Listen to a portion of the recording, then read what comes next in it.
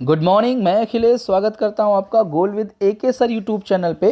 तो आज डेट है 1 अगस्त और 1 अगस्त को हम आ गए हैं एक और करंट अफेयर के वीडियो के साथ। इस वीडियो में हम लोग 10 क्वेश्चन पढ़ेंगे। 10 क्वेश्चन बहुत ही इंपॉर्टेंट होंगे और आपको क्या करना है, प्रॉपर तरीके से क्वेश्चन पढ़ने हैं। उनके बारे में जो डिटेल में आपको चीज़ें बताई जाएंगी वो आपको नोट भी कर लेनी है, अगर आपको लगता है कि नोट करनी चाहिए। और फिर आप वीडियो जब ख़त्म हो जाए तो आपको कमेंट बॉक्स में बताना है कि आपको वीडियो कैसा लगा है। अगर वीडियो आपको अच्छा लगता है तो फिर आप वीडियो को लाइक करना बिल्कुल ना भूलें और चैनल को सब्सक्राइब करना बिल्कुल ना भूलें और ज़्यादा से ज़्यादा लोगों में इस वीडियो को शेयर करना भी बिल्कुल ना भूलें। चलिए वीडियो को स्टार्ट करते हैं। पहला क्वेश्चन आपके सामने दिया हुआ है कि नासा ने हाल में ही मंगल ग्रह पर अध्ययन के लिए किस मिशन को लॉन्च किया है। तो मैं आपको बता दूं कि नासा, जो कि आप जानते हैं हमेशा से जो है वो नए नए मिशन लॉन्च करता रहता है, उसने अपना एक मंगल मिशन, नया मंगल मिशन लॉन्च किया है जो कि उसका नवा मंगल मिशन होगा। और इस मंगल मिशन का उसने नाम क्या दिया है, मार्स 2020। तो मार्स 2020 नाम के एक नए मिशन को नासा ने लॉन्च किया है। ये उसका नवा मंगल मिशन होगा, नवा मार्स मिशन होगा, याद रखिएगा 9th मार्स मिशन है। और इसके मोस्टली जो मिशन होते हैं मार्स मिशन है वो क्या है, आपके सफल रहे हैं। अब थोड़ी सी अगर मैं बात करूं तो एक इमेज आपको यहां पर दिखाई दे रही होगी। ये इमेज जो है वो इस मिशन में एक रोवर को भेजा गया है उसकी है। ये आपको एक कार के जैसा रोवर दिख रहा है जो कि बहुत ही विशाल है। इसका नाम है परसोवेरेंस। परसोवेरेंस करके जो है ये रोवर है, इसका नाम है। अब थोड़ी सी इसके बारे में और इस मिशन के बारे में हम लोग बात करते हैं। मुख्य रूप से इस रोवर पर ही बात होगी, मिशन के बारे में थोड़ी सी और बातें मैं आपको बताने वाला हूँ। चलिए देखते हैं। अब देखिए, ये जो मिशन लॉन्च किया गया है इसका उद्देश्य क्या है, पहले वो मैं आपको बताता हूं। मंगल ग्रह की चट्टान को पहली बार धरती पर लाकर किसी प्राचीन जीवन के प्रमाण की जांच के लिए उसका विश्लेषण करने के वास्ते नासा ने अब तक सबसे बड़ा और जटिल रोवर प्रक्षेपित किया है। ये परसेवेरेंस नाम का जो रोवर है वो सबसे बड़ा है और सबसे जटिल, बहुत ही कठिन रोवर है जिसको नासा की धरती पर मंगल की धरती पर क्या किया जाएगा, उतारा जाएगा। ठीक है।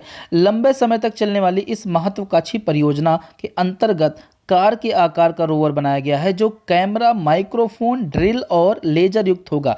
ये रोवर जो आप इमेज में देख रहे हैं इसमें कैमरे लगे हुए हैं, माइक्रोफोन लगा हुआ है, ड्रिल लगी हुई है और साथ ही साथ लेजर भी लगा हुआ है। ठीक है। प्लूटोनियम चलित 6 पहियों का यह रोवर मंगल ग्रह की जमीन पर ड्रिलिंग का काम करेगा और वहां टुकड़े एकत्रित करेगा। इसका काम क्या है, वहां पर ड्रिल करके टुकड़े एकत्रित करना और वापस जो है वो धरती पर लाना। ठीक है। सॉरी। अब ये जो मार्स रोवर है ऐसे बहुत सारे नमूने लेकर 2031 में धरती पर लौटेगा। तो 2020 में इसको लॉन्च किया गया है और 2031 में लौटेगा। लगभग ये 11-12 साल का मिशन होने वाला है। ठीक है। अमेरिका अपने इस मिशन पर 8 अरब डॉलर यानी 60,000 करोड़ रुपए तक खत्म कर रहा है। बहुत बड़ा अमाउंट है इस मिशन के लिए। ठीक है। अब आगे अगर बात करें तो एक पॉइंट मैं आपको पहले ही बता चुका हूं, इसके बारे में ध्यान दीजिएगा। वो ये कि इस रोवर का नाम क्या है, परसेवेरेंस, और अमेरिका का ये नवा मार्स मिशन है। उम्मीद कर रहा हूँ पहला प्रश्न आपको समझ में आया होगा। रोवर का नाम याद रखना है, मिशन का नाम याद रखना है, साथ ही साथ बजट भी आपको याद रखना है और उद्देश्य क्या है इस मिशन का वो भी आपको याद रखना है। तो कूट में भी प्रश्न अगर बनता है तो आसानी से आप जो है सही उत्तर को क्या कर ले जाएंगे, क्लिक कर ले जाएंगे।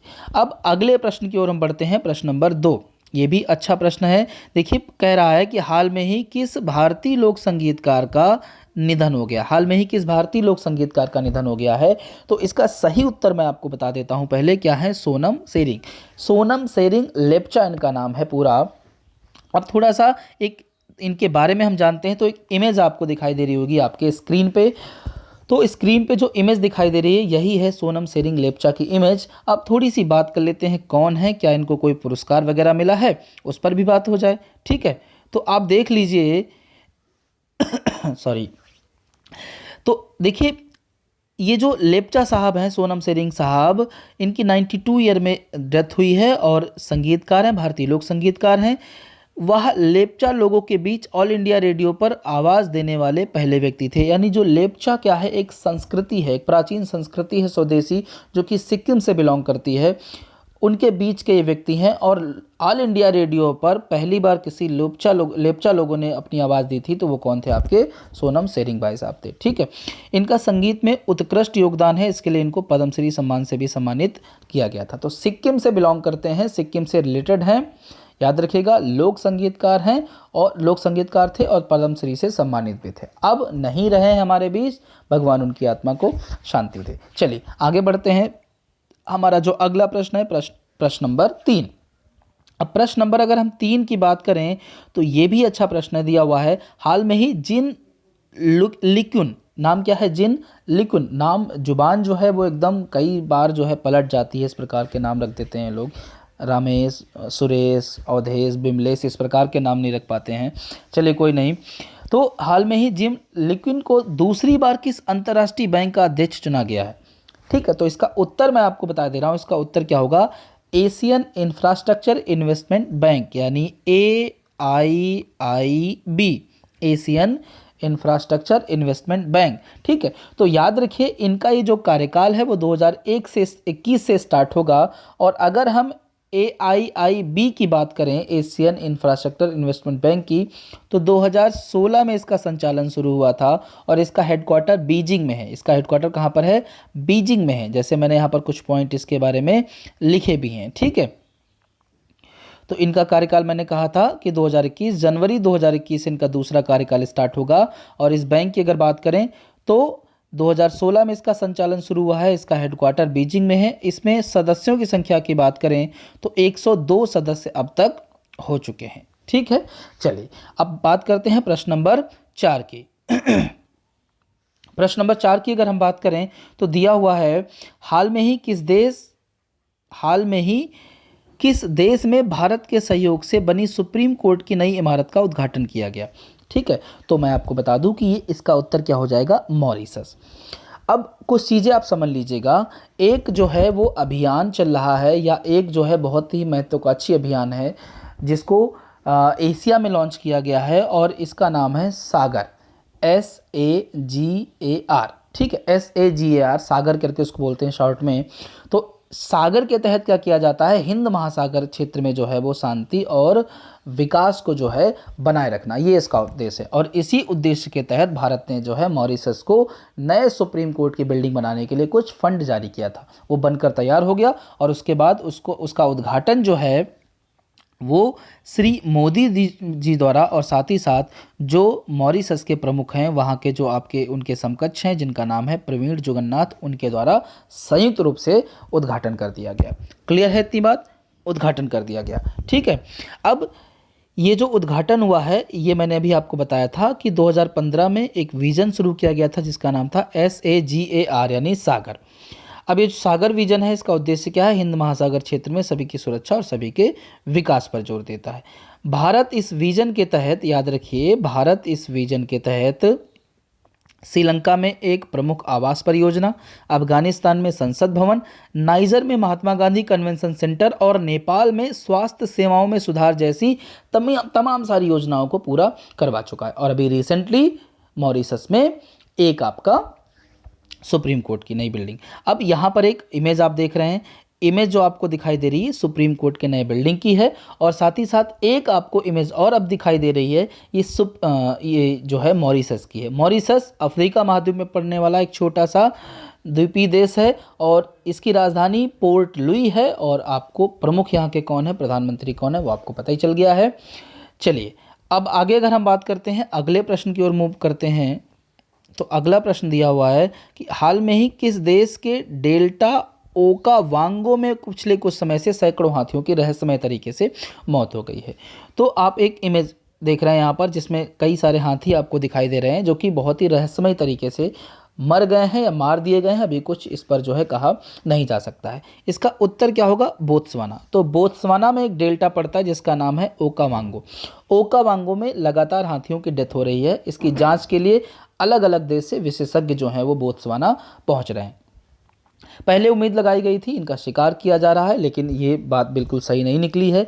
अब उम्मीद ये है कि एक नोवल वायरस है जिसकी चपेट में ये हाथी आ गए हैं और उसी के कारण इनकी डेथ हो रही है। ठीक है, तो एक इमेज आपको दिख रही है, इमेज में आप देख रहे हैं हाथियों को, साथ ही साथ एक इमेज आपको और दिख रही है जिसमें अफ्रीका महाद्वीप आपको दिखाई दे रहा है। अफ्रीका महाद्वीप में जो मैंने सर्किल किया है एक देश पर, यही है आपका बोत्सवाना।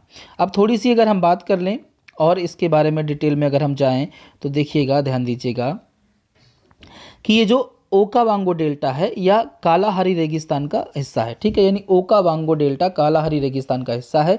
यह डेल्टा स्थायी दलदली भूमि और मौसमी बाढ़ से संबंधित है। मौसमी बाढ़ के मैदान इसमें शामिल हैं। दुनिया की सबसे बड़ी लुप्त प्राय प्रजातियां जो हैं उनमें से कुछ यहीं पर पाई जाती हैं। बोत्सवाना की अगर हम बात करें, बोत्सवाना एक अफ्रीकी देश है और इसका 70% जो लैंड है वो कालाहारी रेगिस्तान का है, ठीक है, यानी इसका 70% क्षेत्र पर कालाहारी रेगिस्तान का विस्तार है। इसकी राजधानी गोबोरोन है और मुद्रा बोत्सवाना पूला है, ठीक है। अब एक पॉइंट और याद रखना है, 2013 में एक हवाई सर्वेक्षण हुआ था। हवाई सर्वेक्षण के अनुसार बोत्सवाना में दुनिया की सबसे बड़ी आबादी हाथियों की रहती है।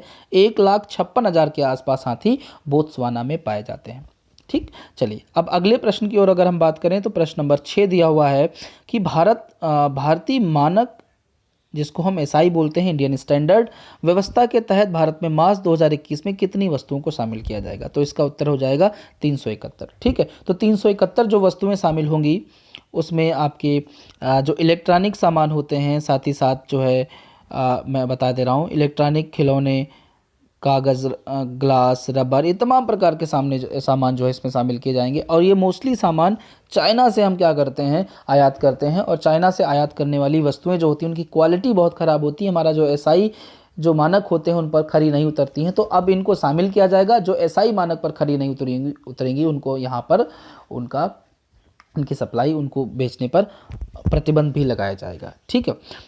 अब बात करते हैं अगले प्रश्न की ओर। आपको बताना है एसआई मानक के बारे में। अगर कुछ जानकारियां मिलती है तो कमेंट बॉक्स में बताइएगा। अब बात करते हैं प्रश्न नंबर 7 की। अब प्रश्न नंबर 7 की अगर हम बात करें तो दिया हुआ है कि भारतीय मूल के किस राजनेता को हाल में ही सिंगापुर के इतिहास में पहली बार विपक्ष का नेता चुना गया? तो सिंगापुर का जो पार्लियामेंट होगा वहाँ पर विपक्ष का नेता चुना गया है प्रीतम सिंह को। प्रीतम सिंह की पार्टी है जिसको हम बोलते हैं वर्कर्स पार्टी। क्या नाम है? Workers party. तो वर्कर्स पार्टी के लीडर हैं। इनकी पार्टी दूसरी सबसे बड़ी पार्टी बनी है चुनाव में, इस कारण को विपक्ष का नेता वहाँ पर बताया गया है। अब एक इमेज आप यहाँ पर देख रहे होंगे जिसमें आपको सिंगापुर दिखाई दे रहा है। ये छोटा सा सिंगापुर आपको नजर आ रहा होगा। अब आगे बात करें तो प्रश्न नंबर 8। प्रश्न नंबर 8 भी अच्छा है। दिया हुआ है कि सरकार द्वारा मेक इन इंडिया तथा आत्मनिर्भर भारत को बढ़ावा देने के उद्देश्य से जीईएम पर विक्रेताओं के लिए उत्पत्ति के देश के बारे में जानकारी देना अनिवार्य कर दिया गया है। जो विक्रेता होते हैं, जो सामान को बेचते हैं, उनके पास जो भी प्रोडक्ट होंगे उसको इस जो है वो ऐप पर, या ऐप है या फिर जो भी आपका है, इस पर जो है उत्पत्ति के देश के बारे में जानकारी देना अनिवार्य कर दिया गया है। ये है क्या? जीईएम या जेम क्या है? तो मैं इसका सही उत्तर आपको बता देता हूँ। इसका सही उत्तर होगा option A, government e market place. Government e market place याद रखिएगा, ठीक है। जीईएम मतलब क्या हो जाएगा? Government e market place. अब बात करते हैं प्रश्न नंबर 9 की। प्रश्न नंबर 9 थोड़ा सा पुराना मैंने ले लिया है, बहुत पुराना नहीं है, लेकिन इंपॉर्टेंट प्रश्न था इसलिए उठा लिया। पिछले महीने का है में भी ये।